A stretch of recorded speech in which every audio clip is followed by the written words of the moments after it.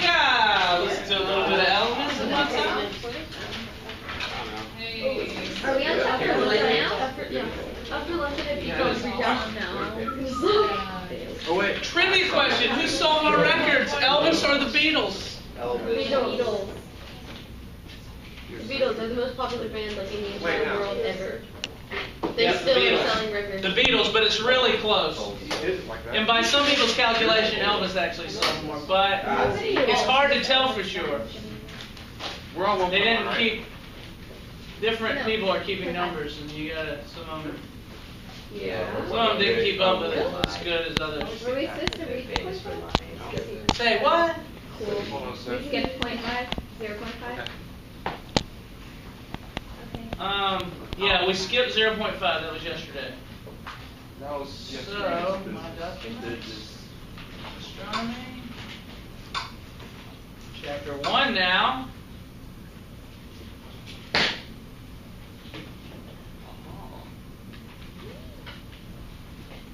There we go.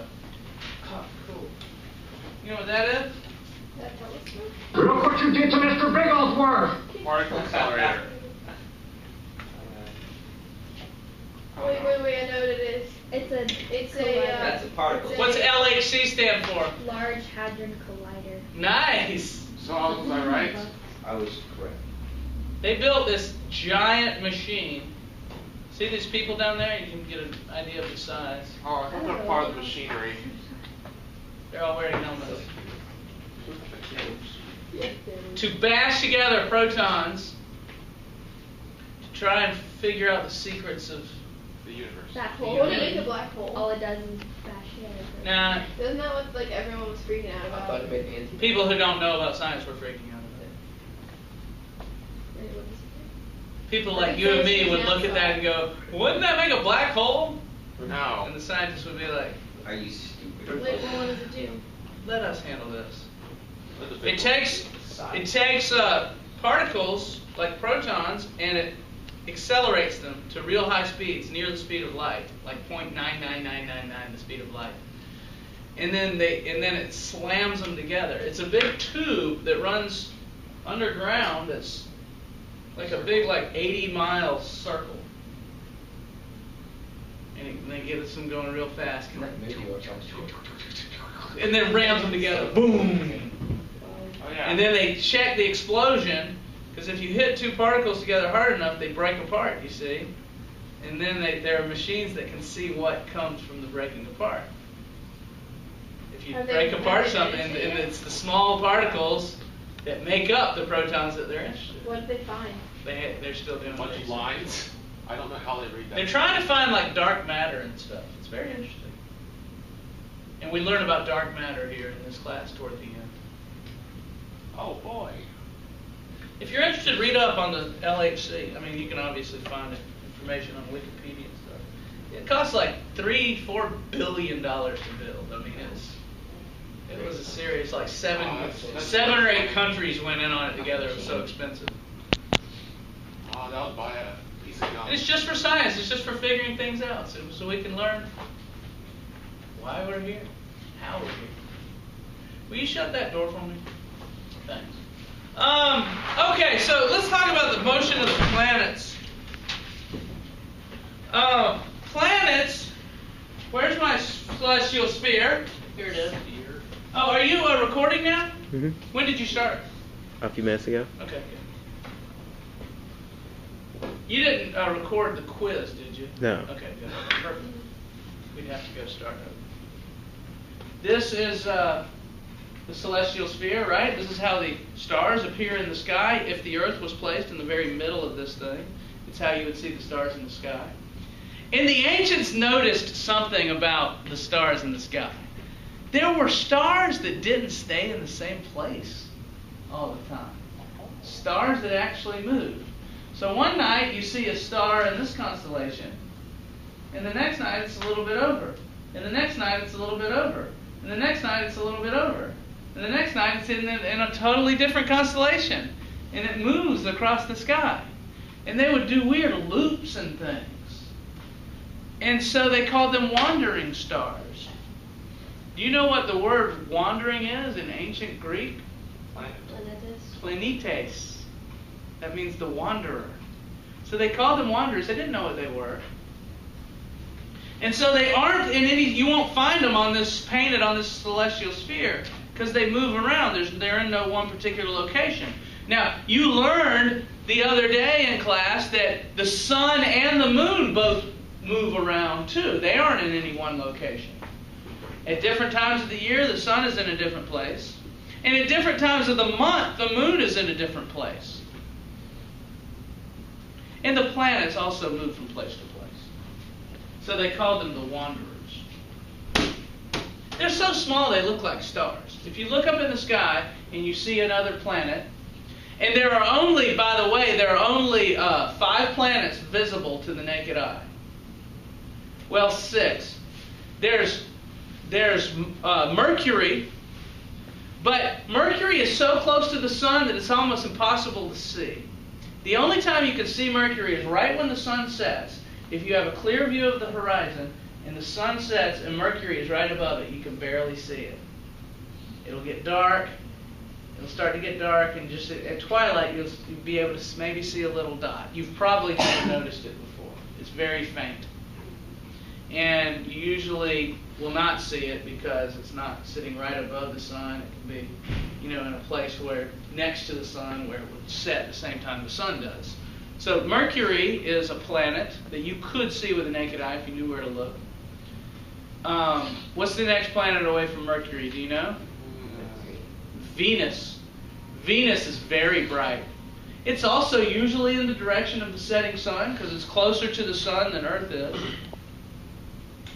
And Venus is very bright, and you often see it. You're probably thinking that's a real bright star. It's actually a planet. It's Venus. It just looks like a real bright star. And it's always in the west, though. It sets in the west with the sun because it's closer to the sun than the Earth is. Then the Earth, you can see the Earth with the naked eye, right? There it is. Oh. We're standing on the Earth. Did y'all know that? We're standing above the effect because we're on the second floor. Well, that's true. We're on the second floor. Then what's further out than the Earth? Mars. You can see Mars with the naked eye. It's kind of a reddish, it's a little bit fainter star. But it's not a star, it's a planet. And then what's further out than Mars? Jupiter you can see with the naked eye. It's pretty bright. And what's further out than Jupiter? Saturn you can see with the naked eye. Then they start to get real faint. What's further out than Saturn? Uranus. That you can barely see with the naked eye, and I've never seen it with the naked eye. I don't think you can see Uranus with the naked eye. And then further out than Uranus is Neptune. You can't see that with the naked eye. What about Pluto? And then Pluto is, you can barely see that with a telescope. That's way out there. So, these planets, they move across the sky from east to west. Also, as the sun does too. So they're rotating. But they sometimes go backwards in loops. And we call that retrograde motion. And these are pictures that are taken of the planet over a period of many months. If you take a picture at the same time each night of the planet, and you kind of tie them all together with a computer, you get kind of a track across the sky. And you can see they go in little loops. And your purpose today in class is to understand why they go in loops. The ancients noticed this because they would watch the star every night, and it seemed to be in a different position, and then all of a sudden it would be going backwards. And then it would come back forward. Again, this is over a period of many months. You can see November 1st, December 1st, January, February, March, April, May, June. Does Earth do that? What's that? Does Earth do that? Earth, we're on the Earth, so you're not seeing the Earth moving around in the sky. I know, but would it go back? Would it do that if you were on another planet? Yeah. Would you see Earth do that? Yes. You'd see it loop. Oh, awesome. How it loops depends on what planet you're standing. Oh, by the way, this is Leo the lion. Does that look like a lion to you? Yes. No, it looks like a hook, like you put on your arm. Yeah. Somehow they got a lion out of that. Anyway, so I don't know what year this was, but some year it did this over a course of looks like 6 or 7 months there. And why does it do it? That's the ecliptic. What's the ecliptic? At the sun. That's the line along which the sun tends to move. Yes. Slightly above the ecliptic, it made a loop. So we call that retrograde motion. It's going and then it goes back. So why? Why did it do that? Oh, by the way, have you heard of astrology? Astrology is a pseudoscience. It poses as a science that's not real. It supposedly uses the position of the planets to make predictions about your life. And those are your horoscopes. You know, if you read a horoscope, it's a scientist using the position of the planets to make predictions about what's going to happen to you today or tomorrow or whatever. It's totally bogus. Doesn't make any sense. Has no relation. It's been proven not to have a relation. And people still spend a lot of money on it. As a matter of fact, I have a friend who subscribes to a service. She sends them $20 a month for her horoscopes. It's ridiculous. One time I told her, I said, ooh, let me read you this horoscope. You tell me how it applies. Let me read you your horoscope. And I read her horoscope, and she goes, that applies exactly. Look, it talks about meeting a new person. I met a new person today. And I was lying to her. I read her the horoscope for the next month. She still subscribes. So anyway, my little thing didn't help. You guys still Some friends? people like it. Yeah, we're still Was that Amy? no, her name's Juliana. Remember Amy from college? Amy? Yeah. That's Anna. Oh, Yeah. sorry. Oh, okay. I didn't know. I have a friend named Amy too. I didn't know. Remember Anna Face? I was going to ask you how you knew about Amy, but anyway. I didn't want to get into it. Why do planets have a retrograde motion? Early scientists used, now this is all wrong, this thing about epicycles that I'm about to tell you was incorrect, but this is what early scientists thought, and I want you to be able to follow their thinking. They said that planets had epicycles, which describes the movement as it orbits. There was a famous Greek philosopher named Ptolemy. Have you ever heard of him? Ptolemy? Y'all never heard of Ptolemy? Now you have. There's your first guy. He was an ancient Greek philosopher. And he studied Aristotle. Y'all have heard of Aristotle? Talked about it in this class. So Aristotle came up with the idea, they were big on circles. The Greeks liked circles. And so they said, oh, the planets orbit in circles. And they thought they all orbited the Earth. They thought the Earth was the center. Aristotle and Ptolemy thought the Earth was the center, and that the planets and the sun orbited around the Earth. And the Earth was still.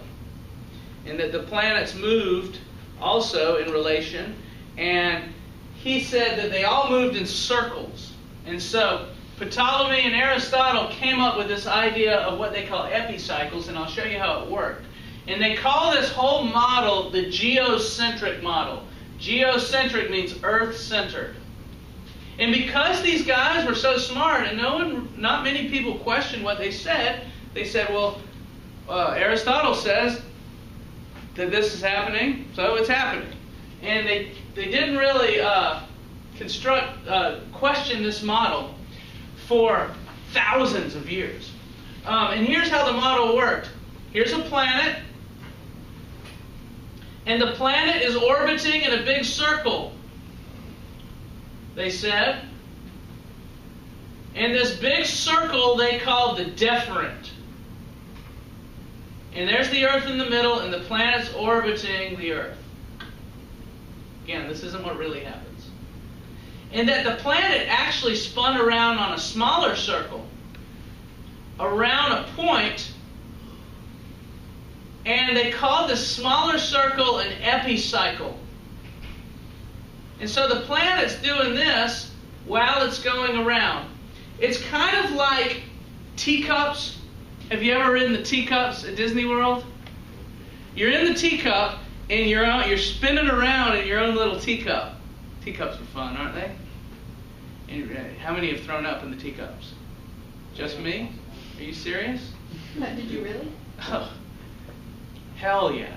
It's not a moon. I mean, I had like cotton candy and hot dogs and ice cream. How old were you? And then I get in that thing and I'm spinning around. And my dad's like doing it as hard as he can. And I just start throwing up. Okay, so anyway, I was like 4 or 5, I don't remember. It's one of my earlier memories. It's kind of traumatic. Because it's like spraying back on you. So anyway, so you're spinning around, so the whole teacup is going around and around the center, and at the same time you're spinning around in the cup, right? You know what I'm talking about? So if you're watching, imagine you're watching from Earth. You're seeing the planet move this way, but the planet, when it circles around here, there's a while where the planet is going backwards in a loop. Do you see what I'm saying? When the planet is moving this way in the epicycle, it's moving this way in the deferent, but the epicycle moves a lot faster than the deferent does. So when the planet is coming this way, it looks like it's doing a loop. It looks like it's looping back around, you see? And it's actually moving for a time against the gradient. So the planet's going this way, and then as the teacup circles back around, it looks like it does a loop. And that would explain the motion of the planets. And that was Ptolemy's thing. He said that's what's happening. And that stuck for about 1,500 years. And it was wrong. Isn't that cool though? Isn't that interesting? Made sense. So that's how Ptolemy described the motion of the planets. And it was he got his ideas from Aristotle, who said circles. Everything moves in circles. And the only way to use circles to describe the motion was to introduce these epicycles and deferents. And so and all planets do this, so he said every planet was doing it. So here's a map that Ptolemy made of the solar system with the sun, and the sun doesn't do it. The sun doesn't do the loops because it's not in orbit like all the planets are. And the moon doesn't do the loops either. But all the planets do the little loops. And I'm going to show you why in just a minute. See, Mars has its own epicycle, and Venus does, Mercury does, Jupiter does, and Saturn does. That's all the ones you could see at the time. They couldn't see anything outside of Saturn. Making sense? And this actually, you can use this model to explain and predict where the planets will be in future years. This actually works, but it's not right. See a little video footage of it.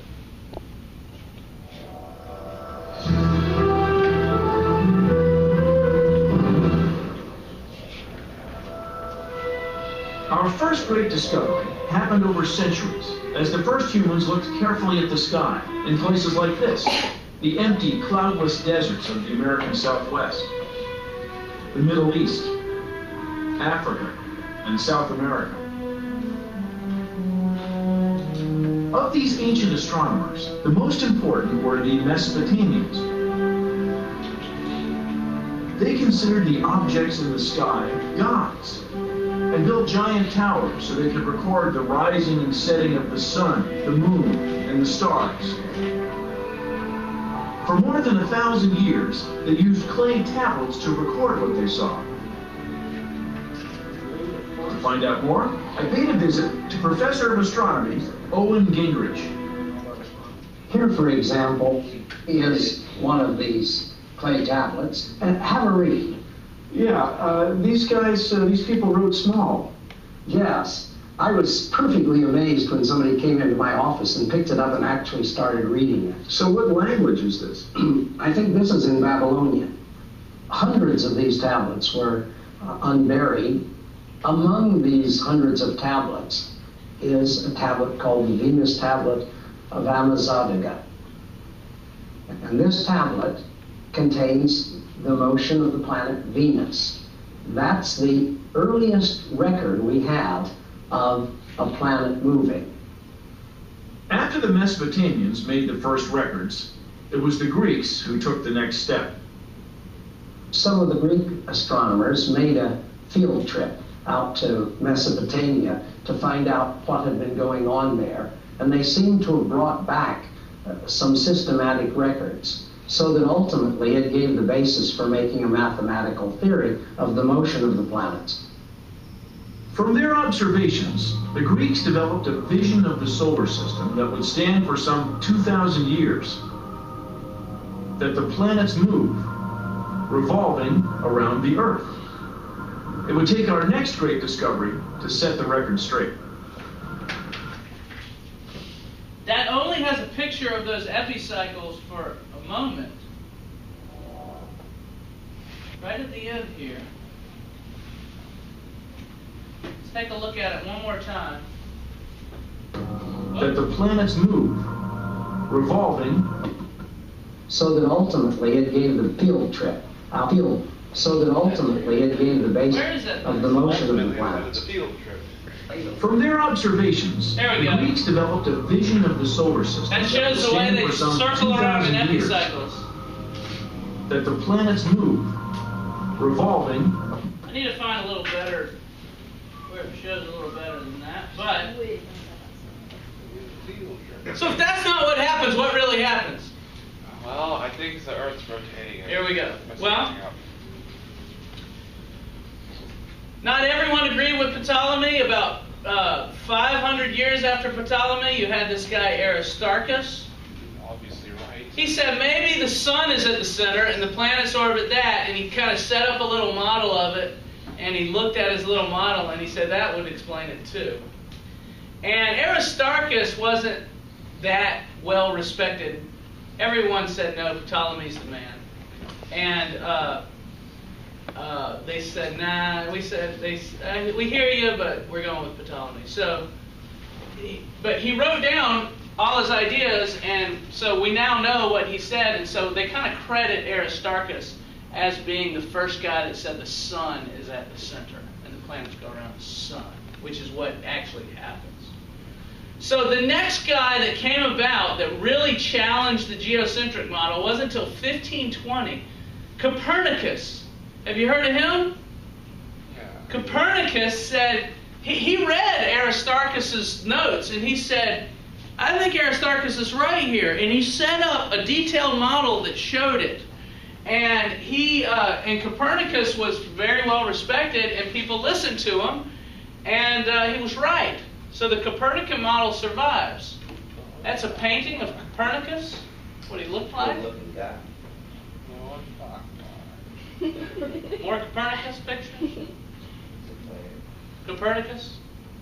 Can you go back to the slide that, not that one, but before, Here? okay, thank you.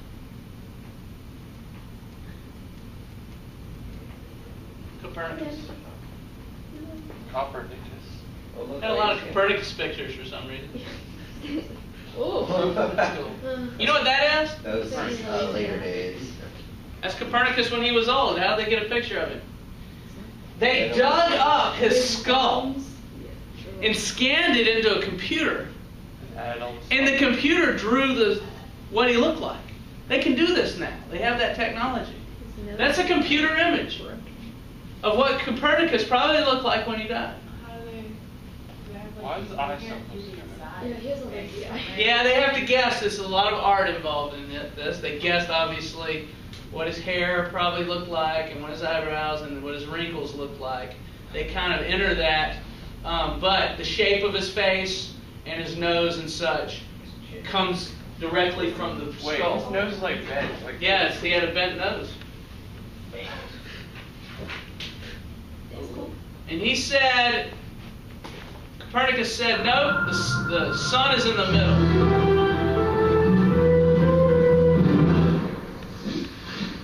The year is 1543. A 70-year-old man is dying. His name? Nicholas Copernicus.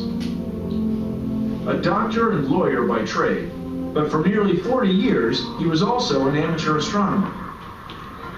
A pursuit that had led him to challenge one of the most fundamental and sacred beliefs of his time. As a young man, Copernicus had studied the heavens and found that the Greeks' Earth-centered system failed when it came to predicting planetary motion. He began to wonder if the Earth itself moved. But here is Copernicus's idea. With the sun as the center. The sun is the center, and now suddenly all the planets are going always the same way around. They're not stopping. Copernicus realized that the movements of the planets were better explained if the sun were at the center of the solar system and the Earth circled it like an ordinary planet. It was a revolutionary insight. Despite any evidence that the Earth was moving, he came up with this book, which gives his new theory.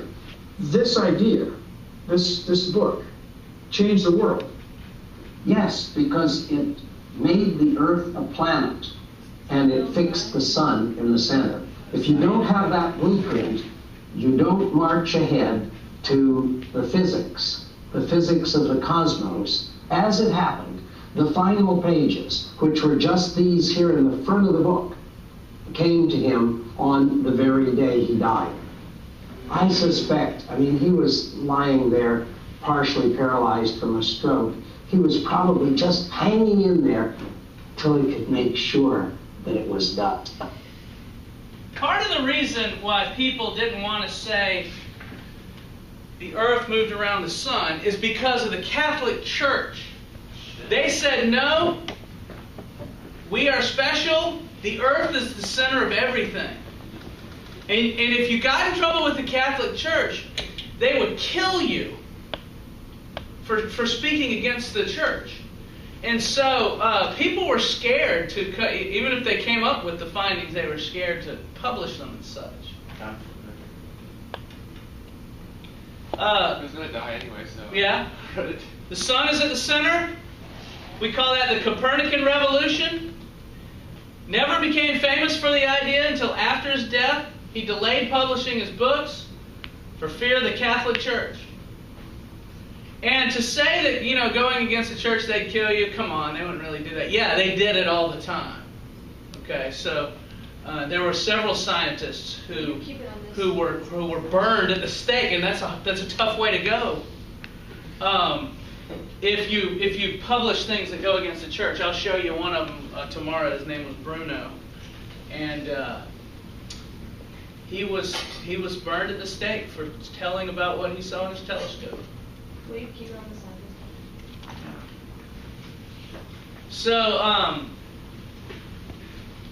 So how does that explain the loops? I still haven't explained the loops yet. Well, the loops make perfect sense with the sun at the middle and all the planets orbiting. And this is probably the hardest thing to understand. So you need to focus here and ask questions if you don't understand it. We're gonna figure it out today. I just have the last one. We go back to the last one. He delayed publishing his books, possibly for fear of the Catholic Church. Got it? Now I don't want you to type all this, okay? This is something that I just took from something else. You won't be tested on it. Copernicus's book caused an amazing amount of controversy Martin Luther attacked his book, saying Copernicus was the fool who would overthrow the whole science of astronomy. Religious leaders attacked the heliocentric system. That's what we call sun-centered, heliocentric system, by saying that they were contrary to scriptural revelations. The publisher of his book even inserted an anonymous apologetic note to the readers, implying that his ideas were actually far-fetched, because the publisher didn't want to get killed by the church. Since the heliocentric cosmology was contrary to church ideas, advocating Copernicus's ideas was punishable as heresy. So the scientific community at that time was extremely reluctant to have anything to do with it. There was a guy named Giordano Bruno who committed this crime and was burned at the stake, who said, yeah, Copernicus is right. There's a statue of Bruno today. Copernicus was right. And the Catholic Church only recently apologized for all this. It's kind of interesting stuff historically. I don't mean to offend you if you're Catholic or any other way. It's just kind of interesting that they did finally say, okay, we made a mistake there. Here we go. Here's why there is motion of the planets in a loop. And we'll use the example of Earth and Mars. The reason why there's a loop is because Earth is faster than Mars. Earth moves faster than Mars does, you see. And you need to take into account 11 different positions here. Here's 11 positions of the Earth in time, and here's 11 positions of Mars. And what you're doing, you have to realize when you look from the Earth at Mars, you're seeing Mars as it appears to its background stars. In other words, Mars looks like a star in the sky. But Mars moves compared to the background stars that are so far away that they hardly move at all. The background stars are kind of fixed. But Mars moves compared to the background stars. So here we are in position 1, and we're seeing Mars with these stars back here behind it. And then the Earth moves along some, and Mars moves along some. So it changes, it moves. Mars apparently moves from here to here compared to the background stars. Are y'all with me? You got to pay good attention here. This is hard. Okay? Ellie, you with me up here? Yeah. Position 3, Earth has moved here in its orbit, and Mars is here. And so there's where it is compared to the background stars. Position 4, Earth is swinging around, and there's where it is compared to the background stars. Position 5, Earth is now starting to catch up to Mars, you see. And there's where it is to the background stars. In position 6, Earth is caught up to Mars. And there's where it is, position 6, to the background stars. So between 5 and 6, it has gone 4, 5, and looped back around in 6 because Earth is passing it. It's like if you in a car are driving on the road, imagine you're driving on the road with another car. Here comes this car and you're looking at it, and you turn, but you're going faster than it, and you pass it. It actually looks like the car you're passing is going backwards. Doesn't it? If you didn't know any better and you didn't know you were moving and you're going faster than the car next to you, it would look like that car is going backwards. Let's continue on. Position 7, here's the Earth and here's Mars, and you're looking, and now Mars is way over here compared to the background stars. But position 8, because the Earth is curving inward now, the Earth is on an inside path here, it starts to curve off. Now, apparently, Mars is starting to move forward again. In position 9, Mars is moving forward again now. In position 10, because the Earth is curving back this way, Mars is still going this way.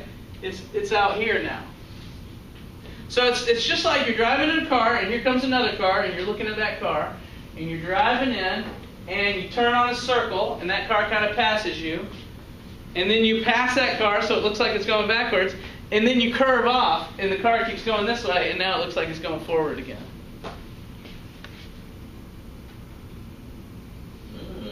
And that explains the loop. How freaking cool is that? And so Copernicus is sitting there describing this. No, this is why they loop. This is why they loop in his book.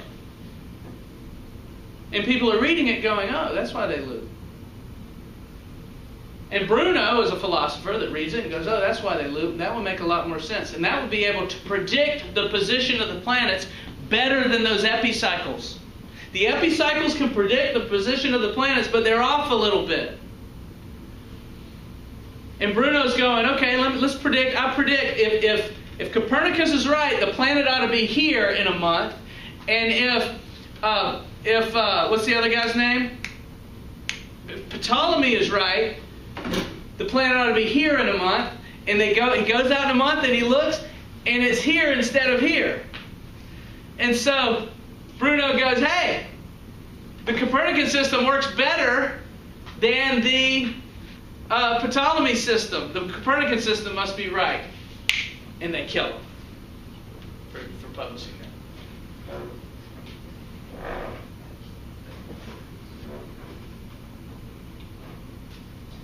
Questions? It's tough living in the Middle Ages. They had plagues too and wars. People come in and take everything you have and cut your head off. It's a rough time. It's better now, isn't it? A little bit. Now you just have to worry about, when the next Xbox game comes out. It's not as dangerous. It's a great time we live in. Some people get crazy at the stores. That's right. And if it You got to be careful in Walmart.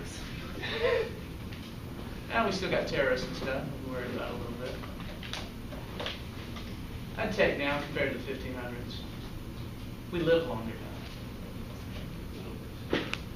So does that mean it's even going to keep getting better? And in another 500 years it'll be way better? And they'll go, can you believe back then? Back then people used to die? Now nobody dies. You live forever. That'd be kind of bad with overpopulation. They'll fix that too. Moved into. Send you off to Mars. It's been terraformed so it can support people. Huh? It's possible. It's my little futuristic story. I can think what I want. Well, hopefully All right. it'll freeze us before. So you read 1.1 and understand this stuff. There's no questions? Are you sure? This is hard. Oh, it seems to make sense. Does it make sense to everyone? When you draw the lines, it's kind of easy. Yeah. It's pretty well explained. I used to have kids stand up and do it. Do you want to stand up and do it? And you move past one another? I never thought they got it any better than I did it that way. I like the lines, but I like the cars. You're driving in a car, and like I drive real fast, so I pass the guy, and then he keeps going, so it looks like he does a little loop. Have you ever been riding in a train, and you can't feel that you're moving, and the other train comes along, and you don't know which is moving, and you get kind of like, whoa. I do that at gas stations sometimes. The car next to us. Yeah. Loud, and I think, And you're like, am I moving? Crazy. Relative motion. that's what we're doing. Theory of relativity. You ever heard of that? Yeah. We're going to learn about that. Yeah. That uses relative motion. Okay, I guess we're done. People on camera, hope you enjoyed it.